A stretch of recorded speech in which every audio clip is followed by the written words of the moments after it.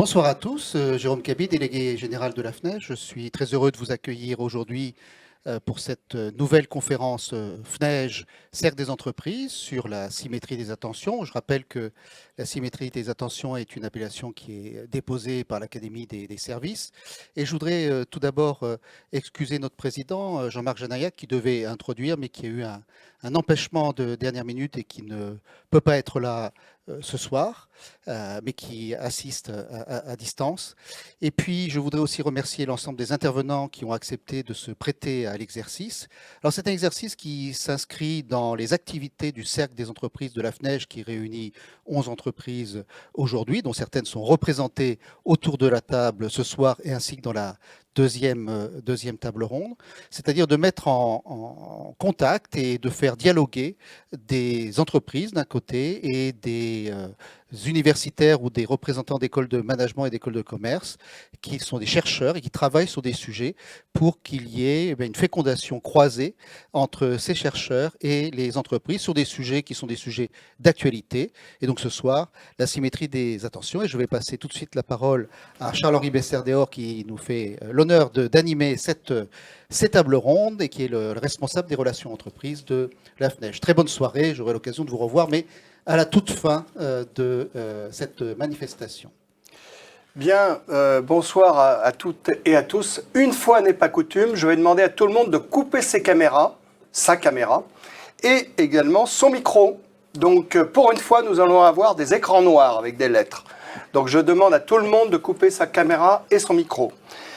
Premier point. Deuxième point, je voudrais dédier en fait cette soirée à un ami que tout le monde, beaucoup de gens ici, et que j'imagine l'assistance virtuelle connaît, c'est François Dupuis, qui est un grand sociologue de l'organisation, qui nous a quittés hier soir. Alors, pensons à lui aujourd'hui, parce que je pense qu'il a beaucoup parlé du client, notamment dans un livre, Le client et le bureaucrate, et qu'il a beaucoup parlé du fonctionnement de nos organisations, notamment dans ses ouvrages Lost in Management.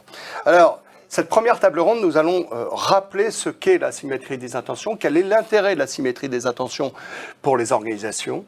Et donc, je vais demander à chacun et à chacune de nos intervenants de se présenter en 30 secondes, et ensuite, nous allons engager le débat. Alors bonsoir à tous et à toutes.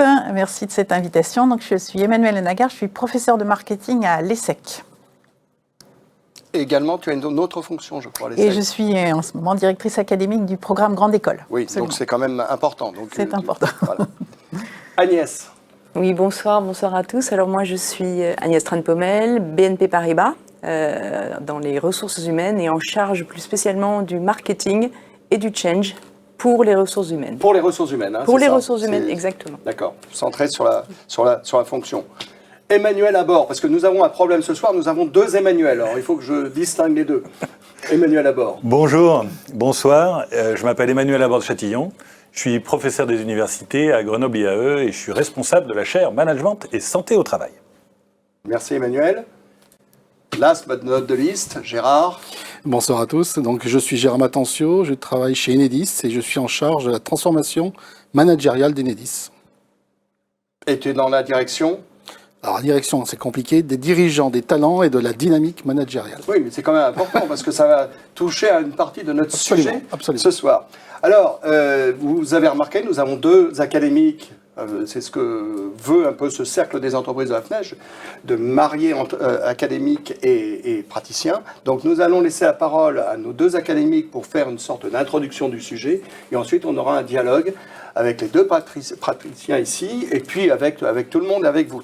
Alors, Emmanuel, dis-nous, en tant que, d'un point de vue de professeur de marketing, alors cette fameuse symétrie des attentions, qu'est-ce que tu peux nous en dire ?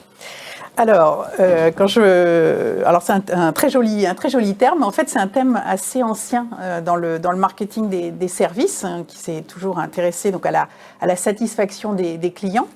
Et on trouve, alors dans les années 90, dans les années 2000, des auteurs qui s'intéressent bien sûr à la satisfaction des clients, mais qui justement mettent en avant le lien qu'il y a entre d'un côté l'engagement des employés, et notamment des employés qu'on appelle souvent en front office ou des employés en contact, et un lien donc entre cet engagement des employés et puis la satisfaction des clients.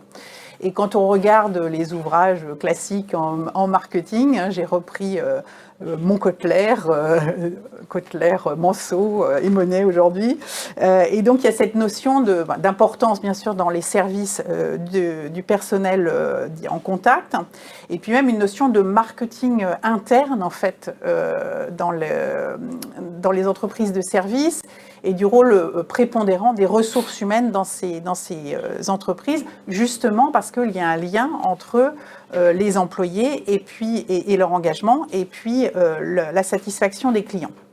Et donc, il y a un effet qui est souligné de cercle vertueux, puisque plus les employés, et notamment les employés en contact, sont engagés, plus les clients vont être satisfaits, puisqu'ils sont engagés dans leur travail, ils vont bien le faire, ils vont avoir une attention client, ils vont personnaliser leur service, et donc les clients vont être plus satisfaits. Et en retour, cette satisfaction des clients va mener à un meilleur engagement des employés en contact, parce que l'interaction sera plus agréable, parce qu'ils ont plus à cœur de satisfaire les clients. Tu veux dire qu'il y a plus de reconnaissance de la part des clients, en fait. Voilà, exactement. Ouais, et puis le travail sera plus agréable. Ouais. Donc on voit qu'il y a moins de turnover dans les entreprises où les clients sont satisfaits, qu'il y a moins d'absentéisme. Donc il y a vraiment un cercle vertueux qui se met en place. Et donc inversement, on voit dans la littérature sur l'insatisfaction et les comportements de plainte, par exemple dans les services, que ce qui est très important, c'est la justice dite interactionnelle, c'est-à-dire l'interaction entre le client et le personnel, les employés en contact, et que donc plus cette interaction est satisfaisante, plus les deux parties sont satisfaites. Et donc finalement, peut-être sous un autre nom, mais cette symétrie des attentions, c'est quelque chose d'assez ancien, d'assez empiriquement prouvé. Mais aujourd'hui, ce que je trouve intéressant, c'est que ça trouve une nouvelle actualité, cette symétrie des attentions, pour deux raisons, pour moi, d'un point de vue marketing.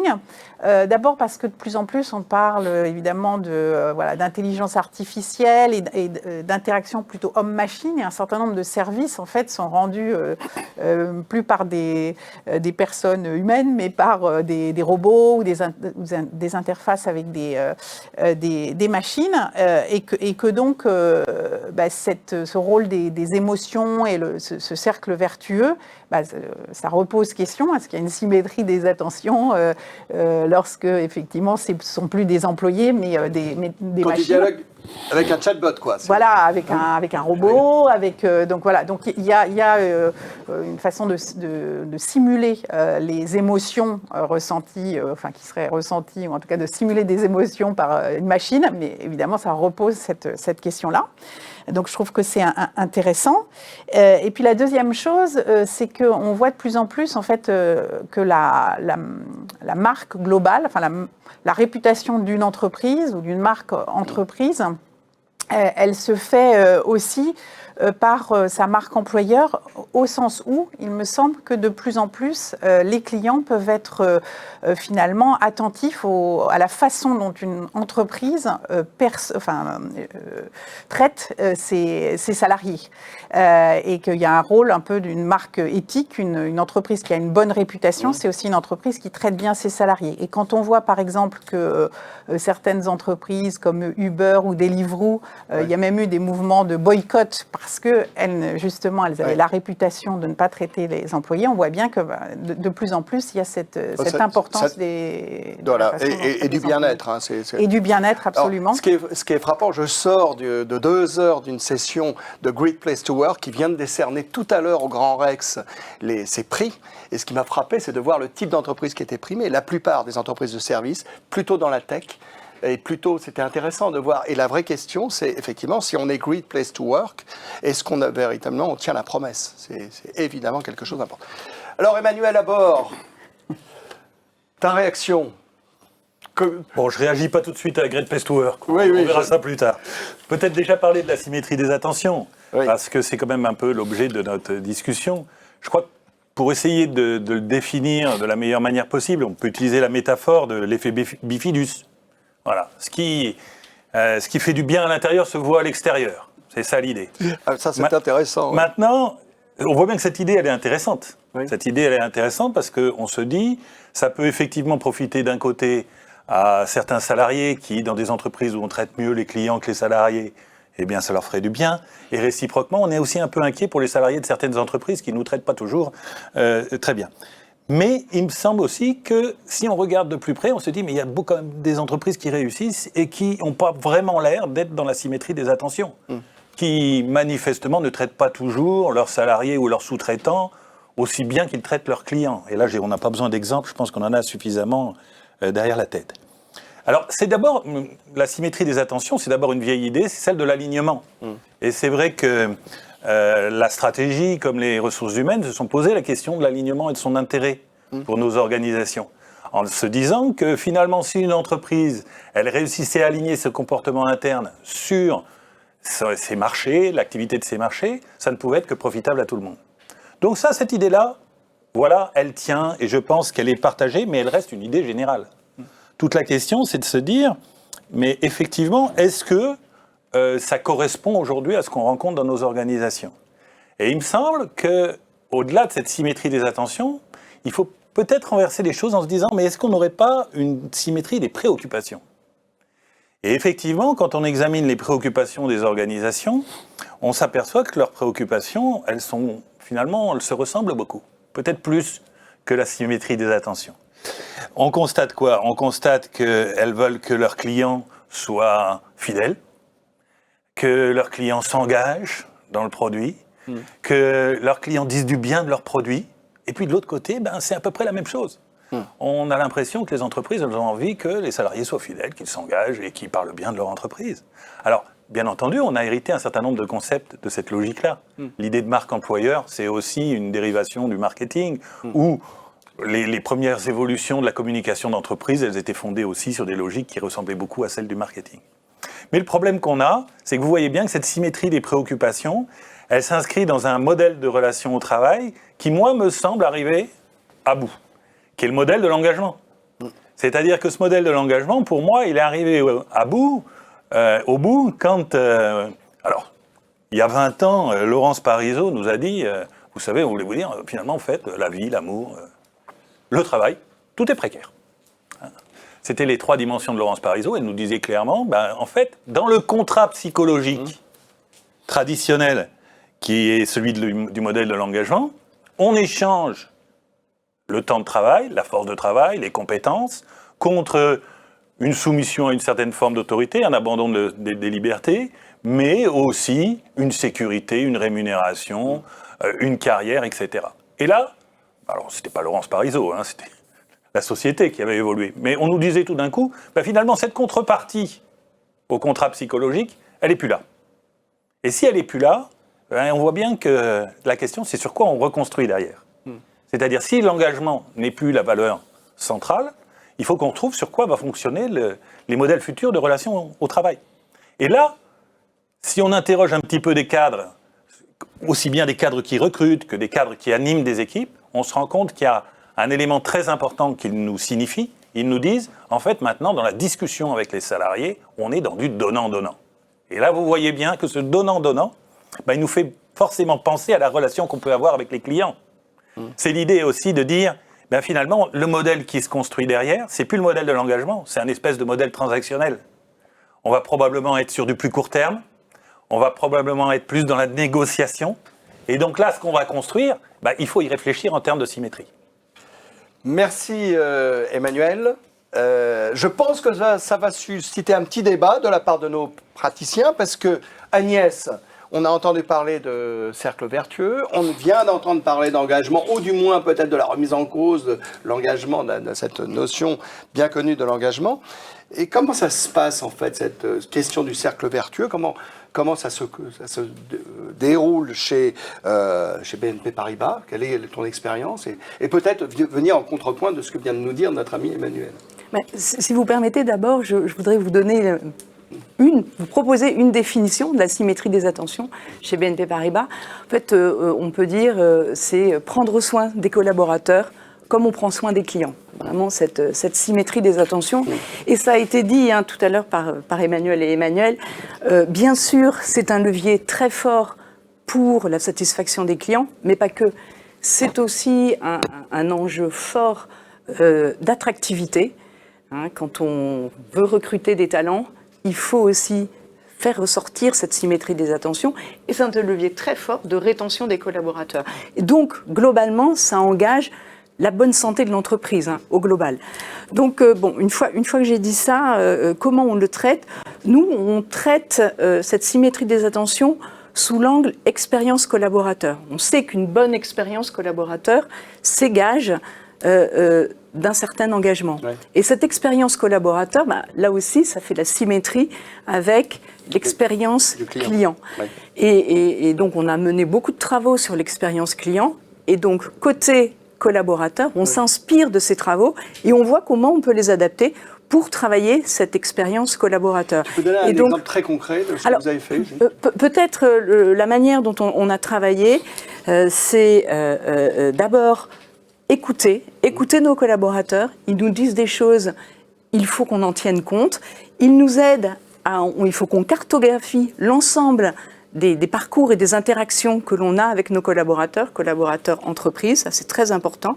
Il faut identifier les moments critiques sur ces interactions pour pouvoir justement après les corriger, on améliore et puis on communique sur ce qu'on fait. Globalement, c'est ce qui est fait sur les clients. Donc, les écouter, cartographier, améliorer, communiquer et puis rentrer dans cette boucle d'amélioration continue. Alors, vous me demandiez un exemple. Je vais vous donner un exemple très simple. Beaucoup de collaborateurs nous disaient « mais c'est compliqué chez vous de trouver vos outils RH. Il y en a partout. On ne sait pas par quel biais le prendre. Il faut poser nos congés, il faut déposer un papier, il faut faire nos évaluations. » Donc on s'est dit, on va rassembler tout ça dans un portail. On a mis en place une petite équipe avec les équipes techniques. Et régulièrement, on revenait auprès de nos collaborateurs pour dire, bon, voilà, alors qu'est-ce que vous en pensez de ce portail ? On l'a co-construit avec eux. Et au final, on a vu cette amélioration assez simple qui venait en fait de la voix des collaborateurs, a été adoptée à plus de 80% au sein de l'entreprise, a été déployée en moins de 4 mois dans une entreprise comme BNP Paribas avec 180 000 collaborateurs à travers le monde. C'est un joli record. Mais par contre, sur le thème de l'engagement, tu restes quand même... Je pense que l'idée d'engagement est importante, reste importante. Oui, mais l'engagement, c'est quelque chose d'assez immatériel. Oui, oui. Et pour aller le traiter de manière beaucoup plus factuelle, c'est pour ça qu'on le traite par l'expérience collaborateur. Gérard, chez Enedis, alors ce cercle vertueux. Alors ce cercle vertueux, il peut se définir finalement par une équation assez simple qui est au fronton de notre politique managériale.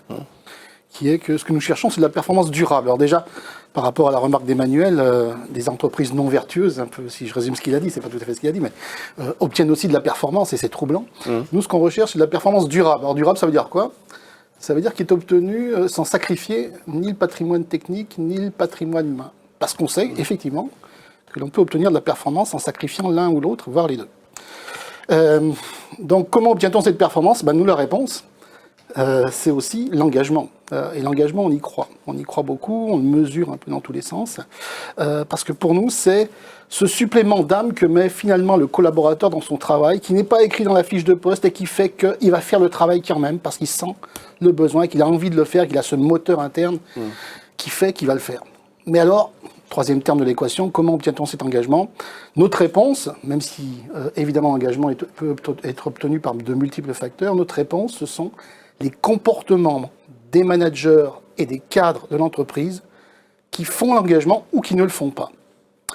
Et pour nous, c'est particulièrement essentiel. Nous sommes une entreprise à mission, nous sommes la première entreprise à mission dans le secteur de l'énergie. On ne pourrait pas décemment expliquer à la terre entière qu'on a des impacts vertueux sur l'environnement et la société, et qu'à l'interne, nos collaborateurs puissent souffrir de certains comportements managériaux ou d'attitudes managériales. Donc c'est ça notre équation. Alors, évidemment, c'est une équation qui est soutenue par beaucoup d'études, et beaucoup d'études scientifiques d'ailleurs. La performance d'un management vertueux, par exemple, Laurent Capelletti explique très bien qu'un euro investi en management vertueux, ça rapporte 4 euros en termes de performance pour l'entreprise. Alors je rappelle pour nos auditeurs qu'il s'agit du dernier webinaire du Cercle des entreprises dans lequel Laurent Capelletti était intervenu. Mais sans aller, si on voulait encore aller plus loin dans les études, l'effet Hawthorne, qui a été découvert en 1924, ça fait maintenant 100 ans, explique très bien que quand on s'intéresse aux employés, leur productivité augmente.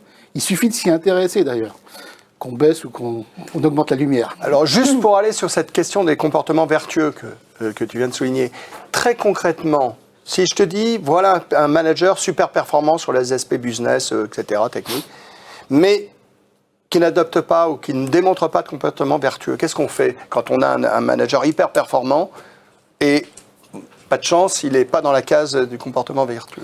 C'est toute la question. Et effectivement, il faut lui faire prendre conscience que ce comportement n'est pas adapté à la situation. Comment fait-on chez nous? Alors, il y a évidemment la voie managériale, qui est là pour le dire, mais il y a aussi les collaborateurs et l'environnement de ce manager.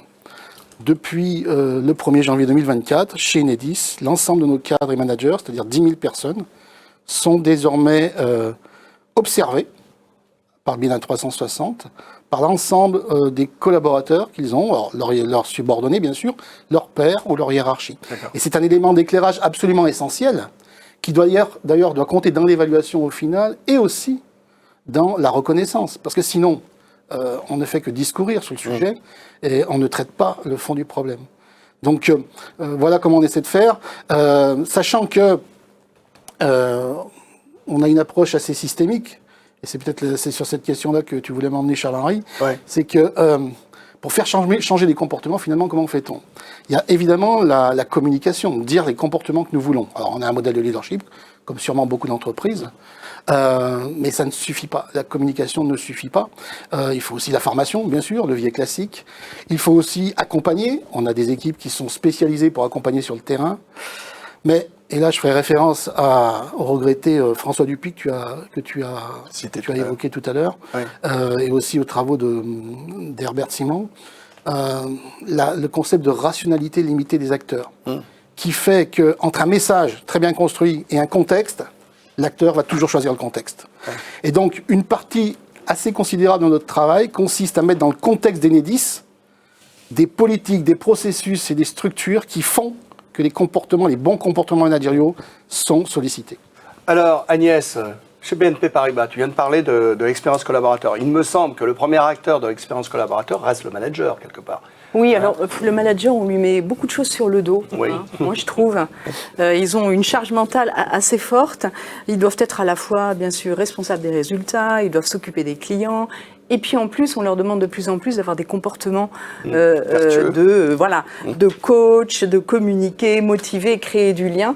Et donc en fait, ce qu'on s'est dit, il fallait qu'on revoie nos principes de management qui avaient un peu vécu. Ils vivaient depuis une dizaine d'années, donc on les a retravaillés. On les a retravaillés d'ailleurs avec des managers et on en a refixé 5. Bien sûr, il faut qu'il fédère, il donne du sens, il est orienté client. Tout un travail autour de l'éthique, autour de l'inclusion, le respect du code de conduite. Il accompagne ses équipes en toute autonomie. Cette notion d'autonomie aussi est quelque chose qui était importante et qui est apparu. Et puis, il y a la transversalité et l'agilité.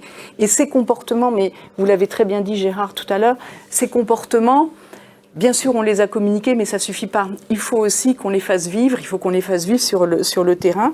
Et on a proposé au manager un outil de self-assessment. Ça lui permet de mesurer quelles sont éventuellement les zones de faiblesse pour après, derrière, être accompagné par un parcours de formation et être aidé et à poursuivre son développement sur certains de ces critères. Ils sont bien entendu aussi évalués, reconnus par leurs pairs et ça, c'est très important aussi pour le faire vivre dans le quotidien du manager. Emmanuel, tu veux réagir par rapport au témoignage que nous venons d'entendre dans les deux entreprises? Il y a quelque chose qui te marque? Ce qui me frappe aussi en entendant notamment Agnès, c'est qu'en fait, Cette idée de cercle vertueux, de symétrie des attentions, elle est vraiment, au départ, elle était concentrée sur les employés en contact, le front office. Et en fait, je vois que c'est beaucoup plus large que ça, en fait. C'est toute l'organisation. C'est pas simplement les employés qui seraient au contact direct des clients, mais c'est l'ensemble des collaborateurs d'une entreprise dont il faut optimiser l'expérience, pour reprendre les termes, pour satisfaire aussi les clients. Et ça retombe un peu sur cette idée d'organisation orientée client, mais ça veut dire toute l'organisation orientée client. Oui. Et elle est vraiment orientée client si aussi on prête attention à la satisfaction de l'ensemble des collaborateurs de l'organisation. Donc c'est ça qui me frappe un petit peu en entendant à la fois Gérard et Agnès. Effectivement, dans le secteur bancaire, on a traditionnellement cette distinction entre le front et le back-office. Et je pense qu'un client, il est très sensible à la qualité du travail du back-office, par définition. Donc tout le monde... Emmanuel, à bord. J'aimerais bien un petit peu peut-être réagir aussi pour dire que par rapport à vos propos, il me semble qu'il y a une dimension qu'on n'a pas vraiment traitée, c'est effectivement la dimension bien-être. Est-ce qu'on a besoin de faire du bien-être pour les salariés ? Vous l'avez évoqué, quand finalement une dimension, est-ce que le care ne deviendrait pas stratégique vraiment, alors qu'on l'attendait déjà ? Je pense que ça, c'est un premier point quand même qui est important, c'est un peu le côté central du bien-être au travail, compris dans ces différentes dimensions qui, moi, me semblent quand même très importantes, parce qu'effectivement, les périodes que nous connaissons redonnent un petit peu la main aux salariés pour faire ses choix. Et donc, finalement, on ne peut pas tellement faire l'impasse sur ce type de questions-là. Et je crois que ça, c'est important aussi de considérer que, finalement, on a quand même plusieurs marchés du travail. Historiquement, les marchés du travail de Doerger et Port nous expliquaient les différents types de marchés du travail. Mais là, on voit bien que nos entreprises, elles veulent garder des compétences qui sont rares. Et c'est celles-là pour lesquelles elles veulent essentiellement travailler.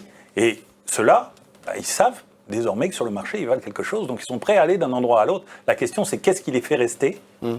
Moi, mon hypothèse, c'est que le bien-être au travail est très important. Mais bon, ça ne vous surprendra pas.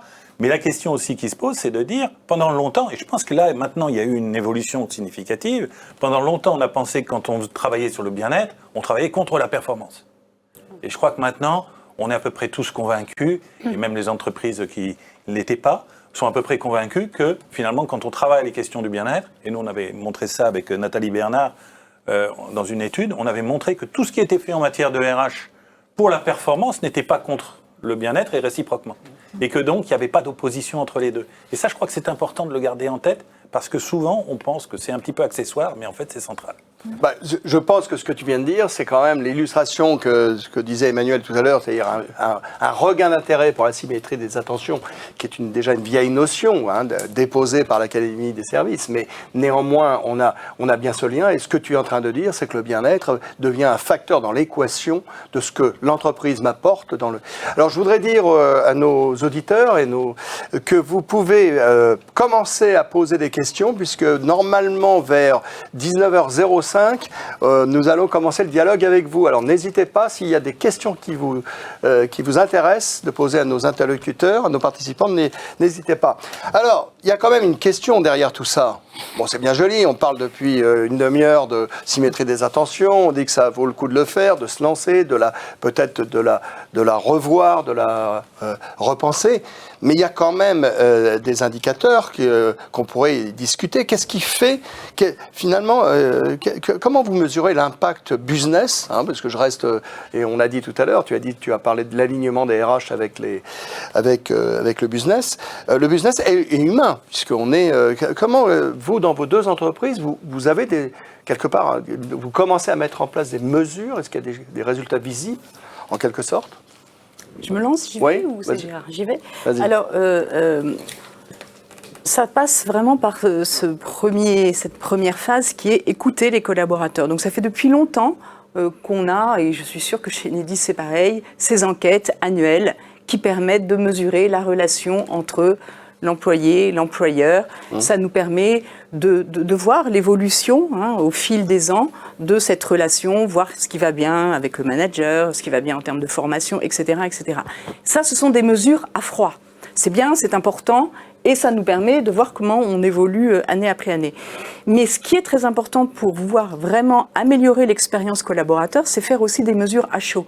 Et quand je dis mesures à chaud, c'est quand un collaborateur a une interaction avec l'entreprise, par exemple au moment où il rejoint une équipe, au moment où il est recruté, au moment où il suit une formation, on l'interroge, comme on interroge le client. Quand il consomme un service, on fait la même chose avec le collaborateur, il faut qu'on l'interroge. Donc cette expérience que vous venez de vivre, d'interaction avec l'entreprise, comment vous l'avez vécue, qu'est-ce qui a bien marché, qu'est-ce qui a moins bien marché, est-ce que vous la recommanderiez à vos pairs? Et ça nous permet aussi de faire remonter tous les trucs qui vont pas, les trucs à corriger et qui nous permettent justement de rentrer dans cette boucle d'amélioration continue. On essaie aussi de mettre en place d'autres capteurs, des capteurs beaucoup plus transactionnels, où le collaborateur fait une transaction pour avoir une démarche administrative par exemple. Est-ce que l'outil la satisfait? Oui, non, pourquoi? Et là aussi, ça nous permet d'améliorer. Et enfin, le quatrième type d'études qu'on met en place, c'est plutôt des sondages. Quand on est dans des situations un peu particulières, de transformation, des situations de changement de management, etc., de déménagement par exemple, eh bien, pendant une période, on accompagne le collaborateur, les managers qui sont en charge de mener cette transformation pour voir comment les collaborateurs comprennent cette transformation et qu'est-ce qu'il faudrait aménager. Et donc, vous voyez, c'est cette panoplie d'enquêtes qui nous permettent de justement travailler cette expérience collaborateur. Et pour répondre à votre question, est-ce qu'on voit... Voilà, sur le lien business. Voilà, sur le lien business. Alors, ça fait un certain nombre d'années maintenant qu'on mesure le Net Promoter Score pour les clients. Donc, est-ce que les clients sont prêts à recommander nos services quand ils viennent chez nous? Eh bien, on voit un vrai lien entre l'amélioration de ce fameux NPS avec l'amélioration du Net Promoter Score d'engagement des collaborateurs. Et donc, c'est mathématique, on le voit. Quand ça s'améliore, d'un côté, ça s'améliore aussi de l'autre. Oui, alors ce qui est intéressant, c'est que ce NPS va être discuté dans la deuxième table ronde. Ah ben voilà, voilà. Ça, je vous fais une transition. Alors, une transition, mais avec quand même une réflexion un peu critique. Donc c'est ça qui est intéressant.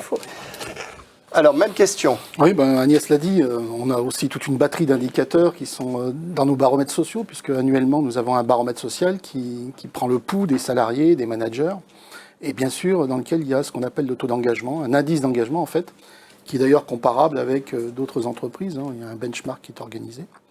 Ça, c'est la mesure, c'est le thermomètre. Mais la vraie question que tu poses, cher Henri, c'est finalement comment on fait le lien avec la performance.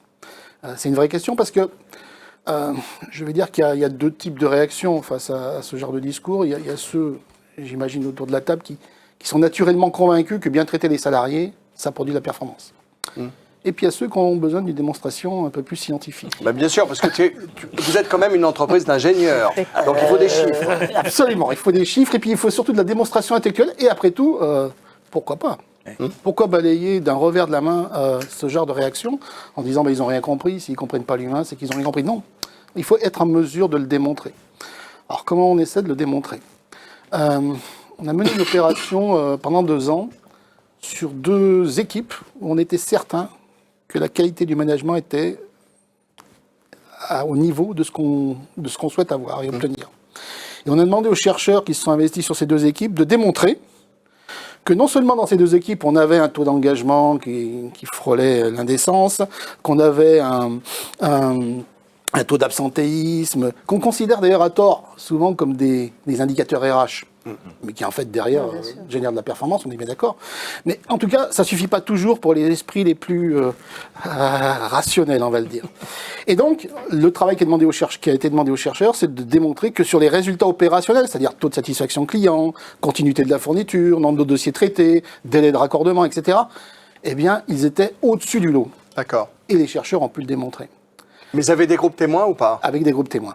Donc ça veut dire quoi? Ça veut dire que si on ne rentre pas dans cette logique de montrer, de déployer, d'expliquer, eh bien, il y a une partie de la population qui ne va pas y croire vraiment.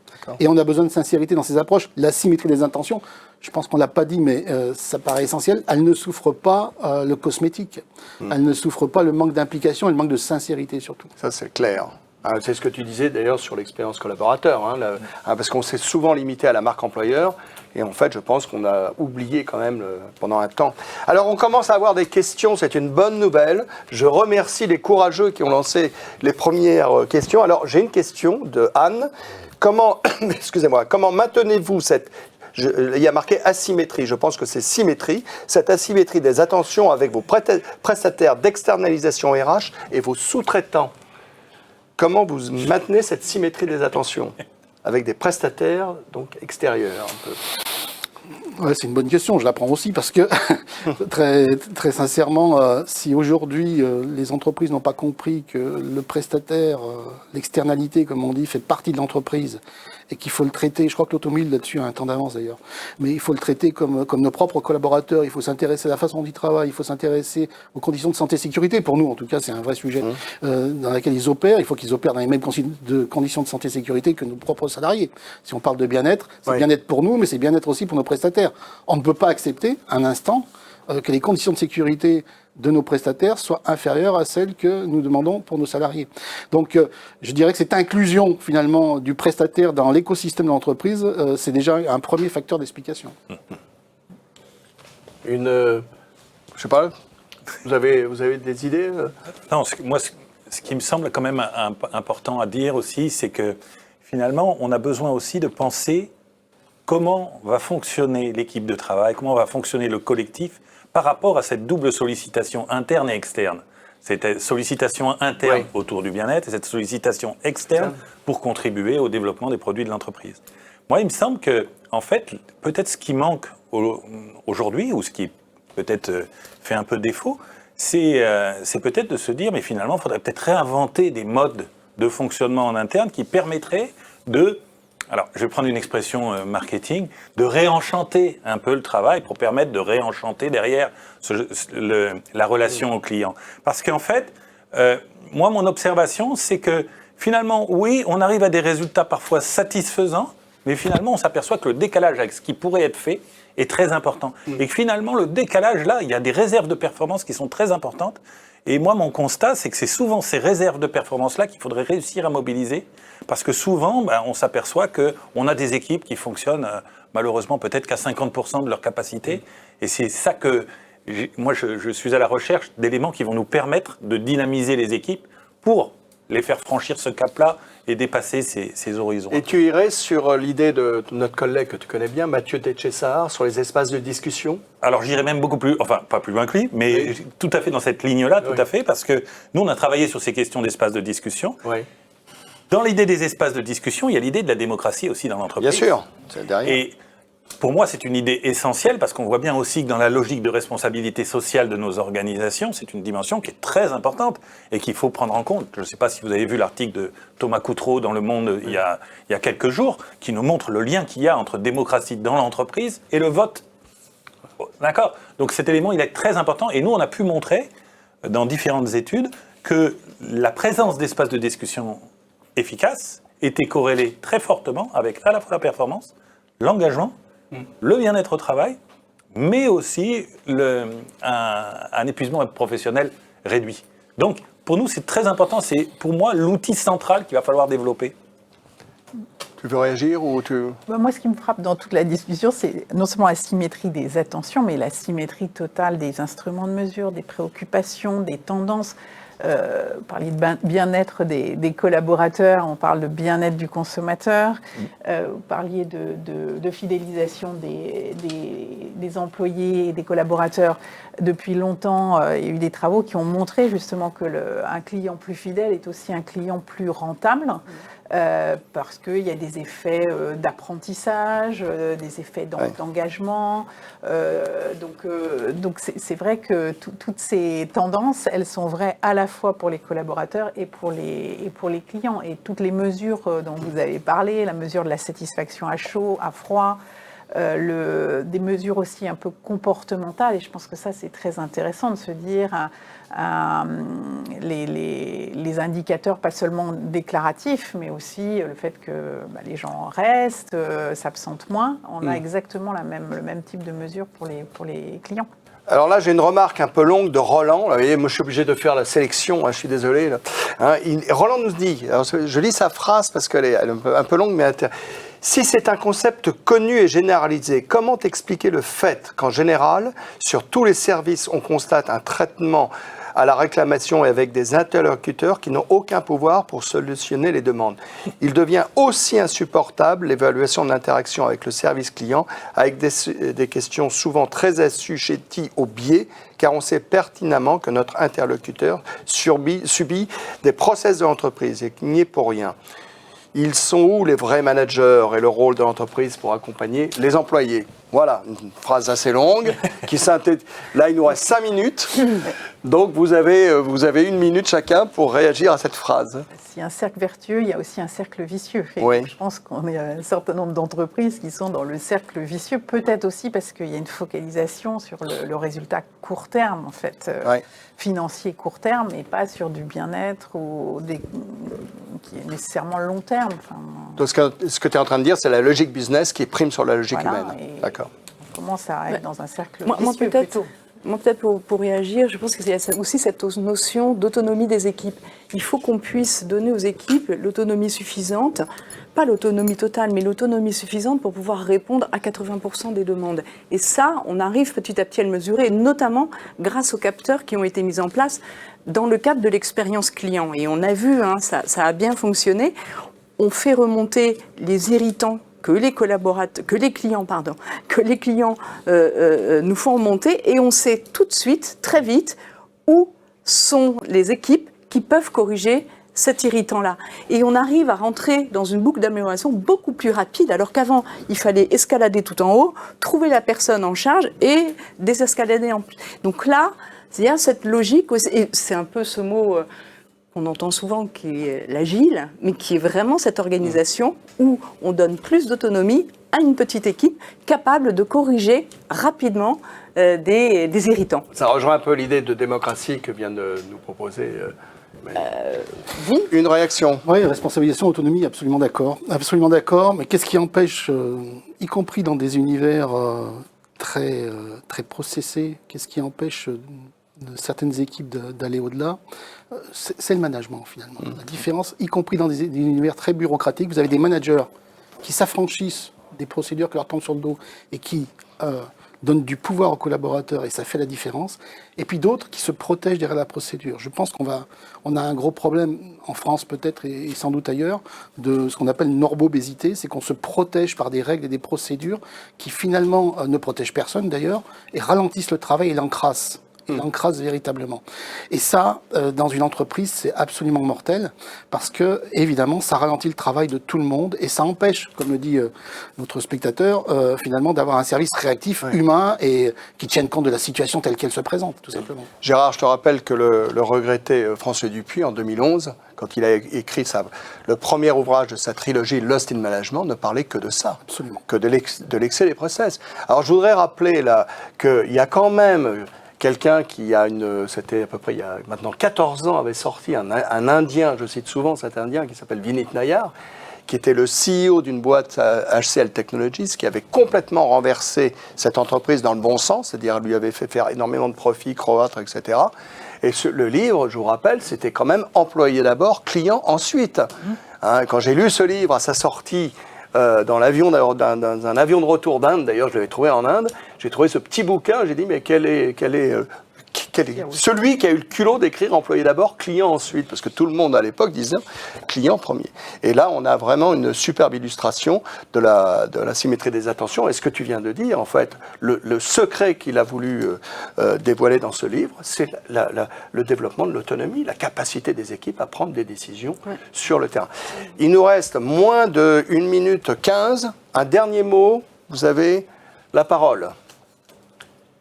Oui, moi peut-être que je peux commencer en disant que moi il me semble que quelquefois cet alignement ou cette symétrie elle est bloquée.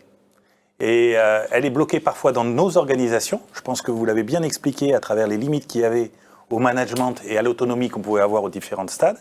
Et puis elle est bloquée aussi parce que en fait le passage de l'interne à l'externe n'est pas si évident que ça. Traditionnellement, on a le personnel en contact, mais en plus, le personnel en contact n'est pas toujours le mieux placé parce que c'est pas toujours des acteurs stratégiques qui sont le personnel en contact. Donc, on a un vrai problème là aussi qui nous amène aussi à se dire, mais finalement, il faudrait peut-être qu'on repense aussi un certain nombre de choses pour réaligner. Bien sûr. À commencer, peut-être, je vais poser une question, mais peut-être les rémunérations, par exemple. Voilà. Pourquoi pas? Partage de la valeur, c'est très important. Par exemple. Très rapidement, parce que vraiment on arrive à la fin, tu veux dire un mot, Emmanuel? Oui, peut-être que cette idée de symétrie des attentions, c'est un peu un retour vers quelque chose de plus équilibré, parce qu'il y a eu beaucoup de cas où on mettait en avant le client customer first et qui irritait aussi beaucoup les collaborateurs. Donc je pense qu'il y a un rééquilibrage peut-être. Je ne donnerai pas le nom d'une grande entreprise du CAC 40 à qui j'avais proposé une intervention de Nayar en 2011 et qui m'avait dit non, nous c'est Customer First. 3 ans plus tard, cette même entreprise le faisait parler devant 300 de ses grands dirigeants. Donc ça me faisait un peu sourire à l'époque. Dernier mot, Gérard. Oui, symétrie des attentions, je pense que ça déclenche aussi le prochain sujet peut-être de la FNEJ, du webinaire de la FNEJ, c'est la confiance. Je pense que ça pose le sujet de la confiance. Bien sûr. Et n'oublie pas que la première caractéristique de la confiance, c'est de se rendre vulnérable. Quand on me fait confiance, ou quand je te fais confiance, je me rends vulnérable. Absolument. Dernier mot. Et la symétrie des attentions, j'aime beaucoup ce que vous disiez, Emmanuel, tout à l'heure, c'est l'affaire vraiment de tous. C'est pas que l'affaire du front office, c'est pas que l'affaire des RH, c'est pas que l'affaire du management, c'est vraiment l'affaire de tous et c'est l'entreprise au global qui est concernée. Écoutez, merci. Superbe table ronde. J'espère que vous avez été satisfaits, ceux qui sont en ligne.